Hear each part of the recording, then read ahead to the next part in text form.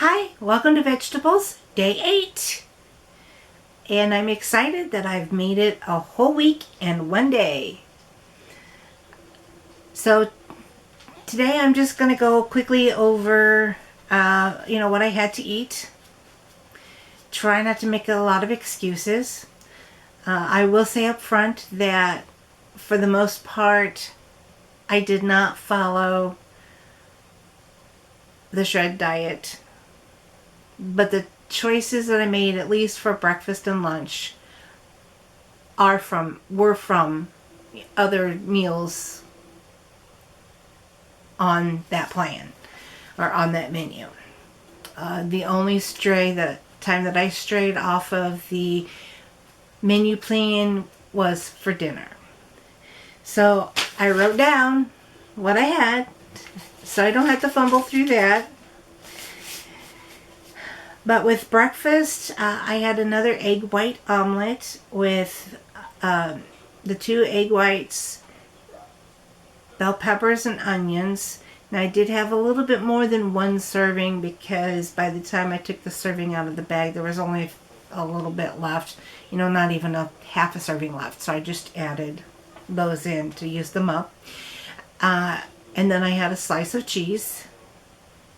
I had that on 2 pieces of 100% whole wheat toast. I did not have anything with it except for my cup of coffee. I didn't have any juice today, didn't have any fruit. But while I was cooking breakfast, I did have the other granola bar from the package that I opened yesterday.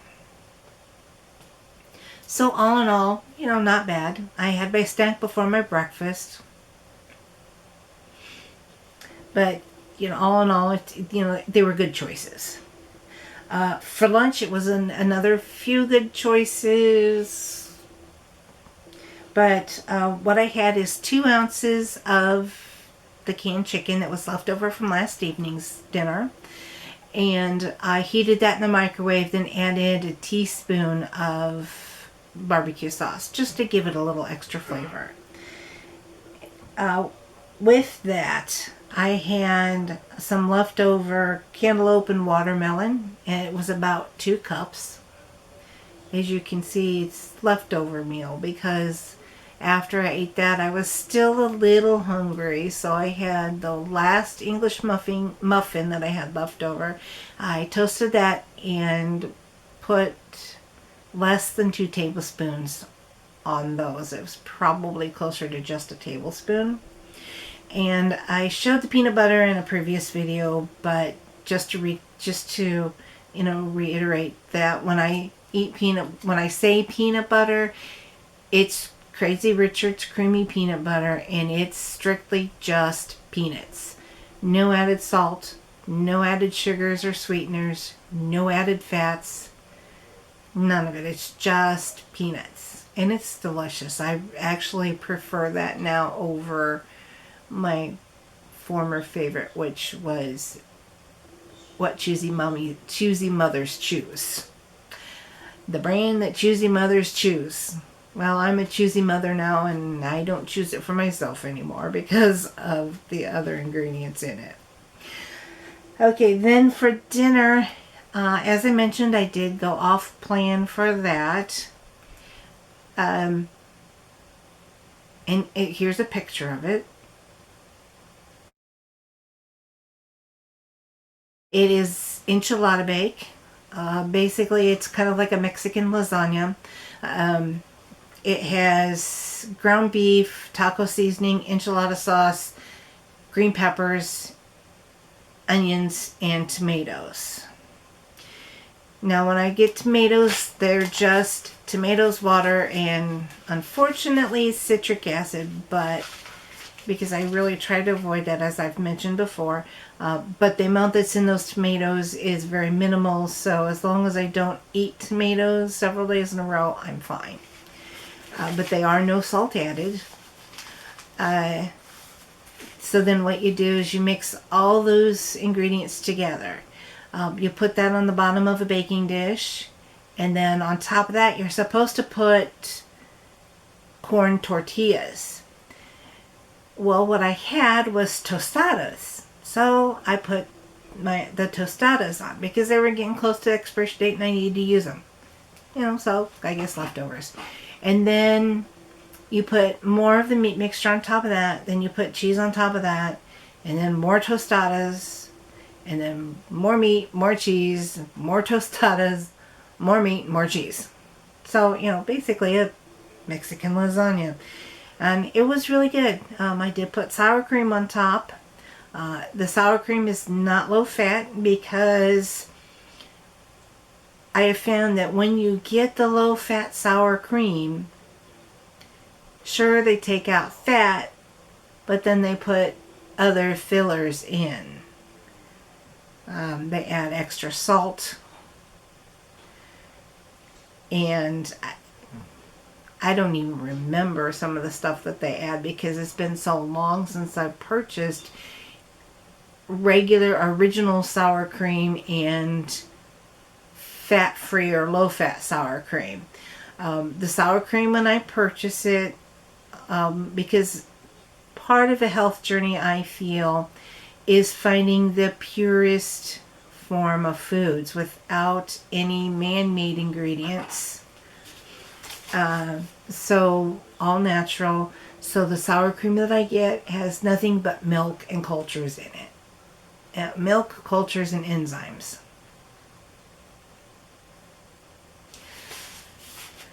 Now, as far as weight,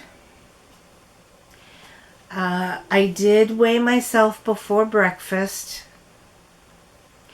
and I was 239. Wow. That's the first time in months that I have seen under 240 before breakfast.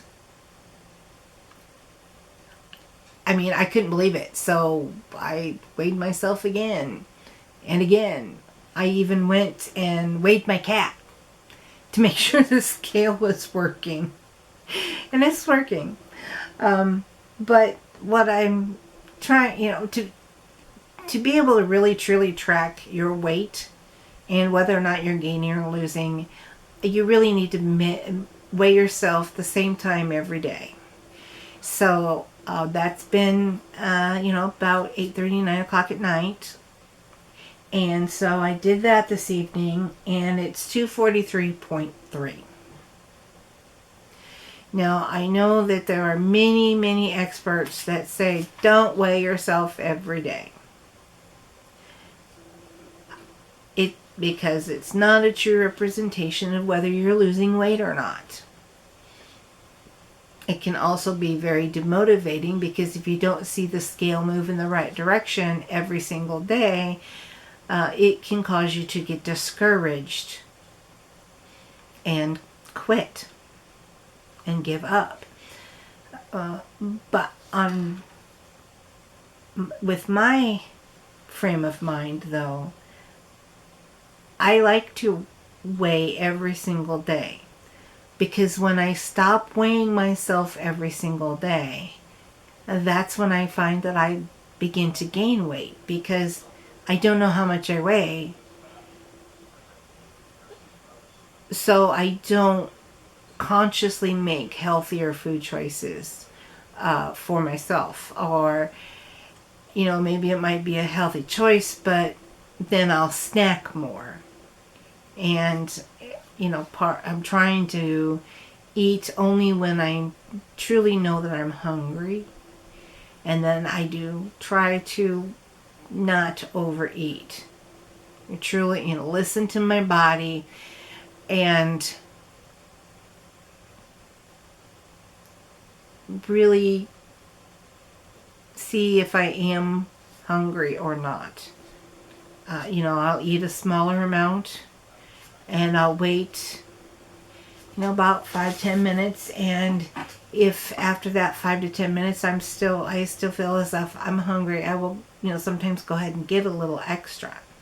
Sometimes I don't. Like this morning after my breakfast, I thought I was still a little bit hungry, but I just didn't feel like getting up, I was watching YouTube.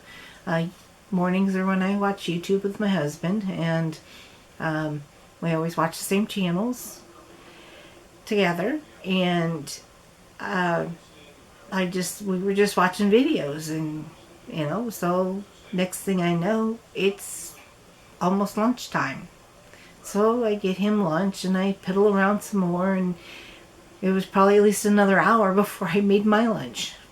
And that was only because I had to leave to go to, grocery store and pick up my order, so I hurry up and ate something before I left. Which is another reason it was a little random. But weighing every day is motivating to me to only eat when I'm hungry, when I know I'm truly hungry. And as I said, I do have trouble with that because I don't always know that I'm hungry, and I can just go and go and go and go and go and not eat, and then all of a sudden I'm famished, or I'm just so out of energy. Even tonight, I really didn't think I was hungry for dinner that much. But as I was eating it, I was like wanting to fall asleep and just not motivated to come and make this video. But I ate because I knew that I needed to eat something, and after I ate, then I did get some more energy back, kind of a second one, I guess you could say. And here I am. Sorry, my head itches. The other reason that I do weigh myself every day is I mentioned that part of what I'm following to become healthier, not necessarily to lose weight, but to become healthier, is Dr. Michael Gregor's Daily Dozen app. And he has a Daily Dozen as well as the 21 Weeks. And one of the 21 weeks is to weigh yourself twice a day. And he gives a really good explanation in his book, How Not to Diet.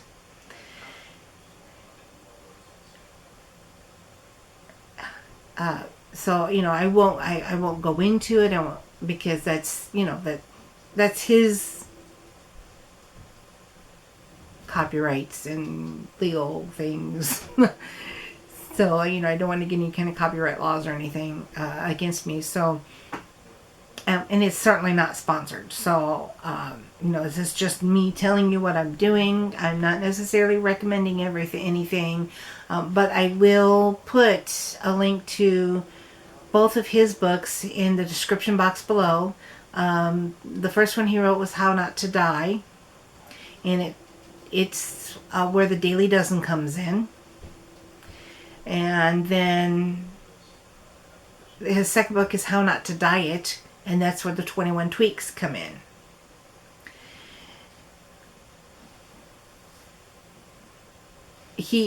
Now Dr. Gregor does follow a whole foods, plant-based diet. But what is nice is that he recognizes that not everyone can do that. So he, allows for his readers and whoever wants to follow what he does. He does allow for them to, have some animal products. Which, like today, I had cheese and sour cream, and I did have some butter on my toast, between my eggs, my toast, and then of course the half and half in my coffee. I've tried it with just coconut milk, and I don't really care for it. But yeah, as I said, I'll put links to his books in the description box below. And just to give you a little bit of information, if you've never heard of Dr. Michael Gregor, His website is nutritionfacts.org. Excuse me, nutritionfacts.org. And anything that he anything that he sells on his website goes back into his work, and any proceeds that he gets from the books that he sells goes back into his research. His motto is that he does all the research and then puts in the book so that we don't have to. So yeah, it's a good resource of a lot of information, and he has devoted his life to reading all of the medical journals, interpreting all of the information, and then putting it into terms that you and I can understand. So, when I give links to his books, it will be through his website at nutritionfacts.org. So I encourage you to check that out as well. Again, I'm not sponsored by him in any way. He doesn't even do sponsors. I'm not giving any kind of medical advice because I'm not medically trained. I've done a lot of research, though. I have read a lot of books. Because I've been struggling with my health my whole life. And so I have done research. And in fact, I liked the Shred Diet so much, and I liked Dr. Ian Smith so much that I bought his latest book. It's Lean and Clean, I believe. I don't remember. But the funny thing about it is, I ordered it from Amazon, and you have to really be careful with Amazon because when you order something, the next time you order an item, it defaults to the previous address. And I thought I had changed the shipping address, but I shipped my book to my granddaughter. So I have to go get that tomorrow. She got a kick out of it, though. Well, and that's pretty much it for the day. I'll put links to all the books in the description, and if you have any questions, comments, ideas, please put them in the comments section. I monitor that regularly, and I try to answer every single comment. Thankfully right now my channels are small. I mean, tiny. Tiny enough that I can do that, and I have that luxury. So, please leave a comment. Give me a thumbs up so that if you're the first person watching the video, hopefully it will show up somewhere in YouTube land, and especially if you like it, share it so that I can grow the channel somewhat. And then hit that little bell. Subscribe, of course, subscribe. And then hit the little bell when when I get uploaded videos, and you can get the notifications. And in the meantime, thank you so much for watching. I really appreciate it, and have a good day tomorrow.